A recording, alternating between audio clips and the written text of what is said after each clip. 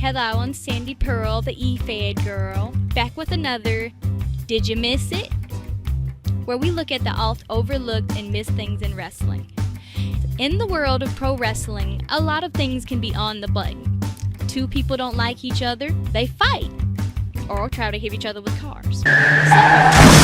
But sometimes there are subtleties that go on in wrestling feuds that even the keenest-eyed viewer can miss. Today on Did You Miss It, we're gonna look at things you may have missed in the feud between Tora Troy and Aniyah VaDoll.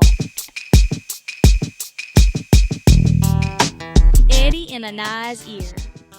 The always impressionable, moldable Aniyah was no different by the end of this feud. Tora had unlocked something in Aniyah, which we'll get to later, but the night of the bout, night one of CAW Slaughterhouse, there was a small scene in which Eddie, at a birthday celebrating Drea K, happy birthday Drea, Kama Sutra, and Aniyah, all in the Money Mafia penthouse. Eddie and Drea talked rather innocuously about their birthday plans. I wanted to make your birthday a very special one. And Aniyah and Kama about the year that night. Ooh, wee! Now that's nice right there. A boring filmer segment, right? Maybe to the naked eye. But if you look right here, when Aniyah is speaking to Kama, Betty's position is strategically placed behind and to the right of Aniyah, almost as if he's a devil in her ear. A sinister foreshadowing of the events to come that night. I am very proud of you.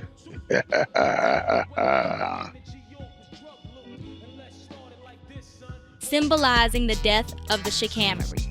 In a very comedic / action scene, Aniyah starts off being confronted by a hairdresser she mistakenly attacked in fear the week before.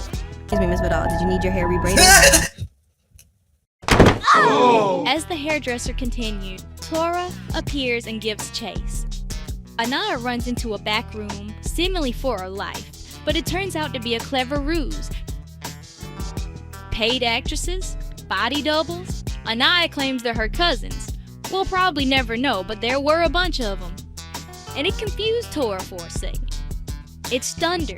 As Tora began to systematically chop down the Aniyahs, the chatter from the Aniyahs waned off as it went down to the final one. The real Aniyah attack. It's been 2 days. This was more than just cleverness by Aniyah. The symbolism here is that the old her, the loud mouth, the asking Kama Sutra for money, the unsure, party girl version of her was at its end. Tora kicking the face off the Aniyahs represented the fate of the Miami party girl and the rebirth of Get Money Night. I get money. The promo and rebirth. Aniyah was a star since her rookie year. But let's face it, with taking some time off after 2020, legal problems, and a short disappearance from the public eye, there were some crowds that only knew her as, and I'm sorry Aniyah, but Kama's little sister. Busy bitch. In what may have seemed like a regular promo. If you pay attention to the words Aniyah was saying, referencing being a The scared little valley girl. Now being a monster of her own. Now, oh my God, now baby, who you don't know Naya's a monster of her own. There was no running from opponents for setups. The hairdresser who just a few weeks prior caused visible discomfort to Aniyah was now visibly shaken by Aniyah's confidence. Beat it, I don't care about your story. Tell it walking, I got something to say. She had put on her shades, she had found her mojo. The Aniyah VaDoll that had gone to Hollywood had a rather itchy past with wrestling, and being known as somewhat of a problem child was growing up right before our eyes. Aniyah's clothing. The VaDolls are always fashion forward, with Kama Sutra being known worldwide for her fashion prowess. That mindset has trickled down to Aniyah. While not as fashionable as her sister, some of the clothing choices are very telling to where this story was headed. On an episode of Rise, Aniyah and Drea found themselves waiting to attack Zoe Zombie. Man, where is she at? I'm so tired of being back here. I'm hungry, cuz. Dre, you got any Skittles? Aniyah's burgundy hoodie, black jeans, and black red side hat don't do much to catch the naked eye. Unless, of course, you're a fan of the movie The Departed. You'll notice Billy Costigan wearing an eerily similar outfit to that of Aniyah. But hey, coincidence, right? robe. If you look here, the night Aniyah was expecting to be made, she wears a rather obvious shout out to the Sopranos character, Chrissy, the day he became part of the glorified crew. But there's even more. The night of Slaughterhouse, Aniyah donned a shirt featuring Frank Costello and Calvin Sullivan, also from the movie The Departed. In that movie, Frank, an older, more established gangster, manipulates the younger and more naive people around him. You're like a son to you? Is that what this is about? Having his criminal cohorts work for the police force. One of the going themes of that movie is trust and manipulation. Something at this point would have been very hard for Aniyah to do with Eddie. The crushing of the mixtape. The crushing of Aniyah's mixtape was not only the physical destruction, but a mental destruction as well. Aniyah's extracurricular activities have always taken precedence over her in-ring career, and when she signed on with COH, this was no secret, with her contract including time off to record and pursue entertainment ventures outside of wrestling. This was injected into the story arc and played out to add a touch of realism to add an already insane yarn being spun. You so much as touch anything that belongs to what? me. Is that a threat from someone who fakes being from the streets? Rapping, pretending to be from the streets, that's all fine and dandy outside of the ring. But in here, to really compete, you need to be focused. And Tora doubling down on challenging Aniyah's ego or skill set by saying she would be nothing in this industry without her sister, talk about a blow to the ego. Ain't that right, Nepo baby? COH London, death of the ego. Speaking of egos, COH London. Some people are calling this the place where Aniyah VaDoll was slain, and Get Money Now was reborn. Gone were the tattered clothes of week before and replaced with the high-fashion, extravagant threads. Aniyah was walking tall, calling out Tora, and even giving hints that she was possibly defecting from Money Mafia.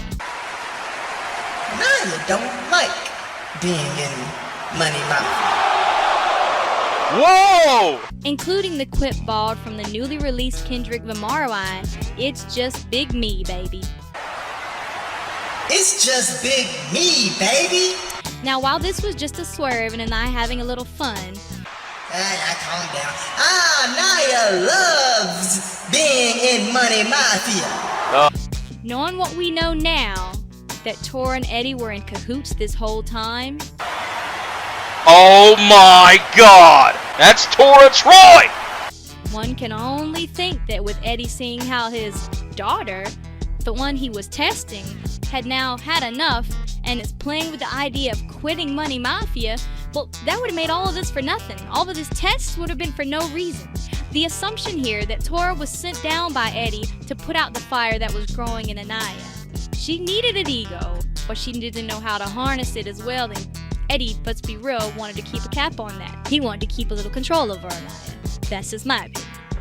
After all, she wouldn't have time to think about quitting if she's fighting for her life against Tora. Tora inevitably interrupted Aniyah and commenced to leaving her in a heap in front of the raucous London crowd. And while it wouldn't be the last time Aniyah was humiliated by Tora, it certainly was the time that pushed her over the edge. The time that made her tighten up.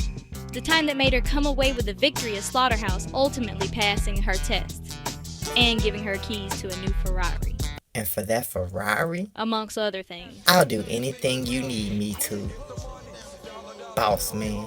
The mysterious guest parallels Aniyah's journey. Aniyah's career has always been marred by one word: distraction. She could be a distraction in the locker room during her younger years. As a sister to the boss, reports were that Aniyah felt untouchable, unfireable, and that rubbed a lot of people the wrong way. And she also remained distracted. Getting Aniyah to focus has been a running theme with the VaDolls. Oh, yeah, no, the other thing. Yeah, I gotta stay focused. I get it. Exactly. And you are far from focused. Being the huntress that she is, Tora really gets into the head of her prey here by bringing back a woman from Aniyah's past who insinuates disloyalty. You can talk your way out of anything. And I do mean anything. Aniyah betraying her friends. But I also remember you getting walked out in handcuffs. I saw you. I saw you get loaded into the car, Aniyah. I heard you crying to call my big sister, so what happened? And pulling a fresh prince, running halfway across the country from a conflict. But what about when it's time to stand up and actually fight? Little sis goes running. One hell of a distraction if you ask me. But it goes further. Let's take a look at Aniyah's journey. No, her literal journey to the ring. A long walk down the ramp, faces 2 bodyguards. Once she's able to dispatch them, she finally climbs into the ring, flattens the mysterious guest, and after all that fighting and scratching to get to the point, Aniyah is blindsided by Tora and left alone right before the big match. Some literal bruises to go with an already ego-bruising night. The night also paralleled what Eddie said to Aniyah at Slaughterhouse. I even say you passed 9 out of 10 tests. Saying the one test that she didn't pass is, of course, The people. Aniyah being left in the middle of the ring after all of the bullying, hunting, stalking, and mental trauma just to be dispatched as Little sis. was the ultimate way of saying, hey, you came all this way just to fail. No, Aniyah of course did end up winning the match, and Eddie has bought Aniyah off with gifts. I was thinking maybe you ought to build the girl that's like your daughter her own personal studio. After gift. Oh, you had me at the pretty girls, Pops. But I'm saying your daughter might kind of need a Rolex to go along with that Ferrari, you know? Consider it's on the way. After gift. To have something picked up just for you. I mean, I wish I had a Ferrari. But where does Aniyah stand with Eddie? As of the release of this video, sure, Aniyah on the surface has seemed to forgive Eddie. But does she trust him when the gifts and the money stop rolling in? When we turn, we'll too.